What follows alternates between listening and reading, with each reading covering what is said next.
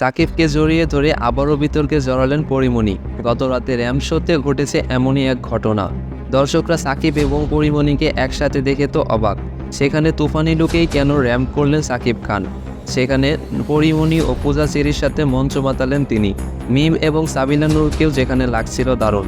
সাকিবকে চারজন নায়িকার সাথে নাচতে দেখা গেলেও দেখা যায়নি মিমিকে। তুফানের উড়াধুরা গানে পারফরমেন্স আর মিমি নেই সেখানে। আসলে এটা গত রাতের র্যাম্প শো যেটা ঢাকায় অনুষ্ঠিত হয়েছিল।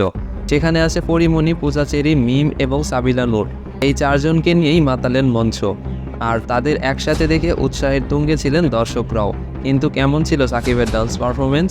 চার নায়িকাকে নিয়ে ডান্স করলেন সাকিব। এ যেন বলিউডের কোনো মেগা ইভেন্ট।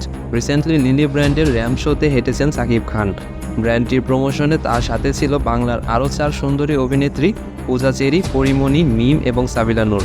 বাংলার নাট্যমঞ্চ এবং সিনেমার নায়িকাদের সাথে নেচে দর্শকের মন জয় করেছেন সাকিব খান। তাদের পরনে ছিল বিভিন্ন ডিজাইনের লিলি ব্র্যান্ডের কিছু জামা। মূলত এই ব্র্যান্ডের প্রমোশন করছেন তুফানের স্টাইলে। অনুষ্ঠানে সাকিব নজর কেড়েছে সবার। এছাড়াও দেখতে দারুণ লাগছিল পরীমণিকে।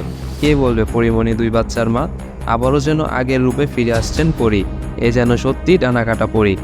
তার সাথে দর্শকের নজর কেড়েছে পূজা চেরিও, যদিও স্টেজে তাকে দেখা গেছে খুব কম সময় ধরে।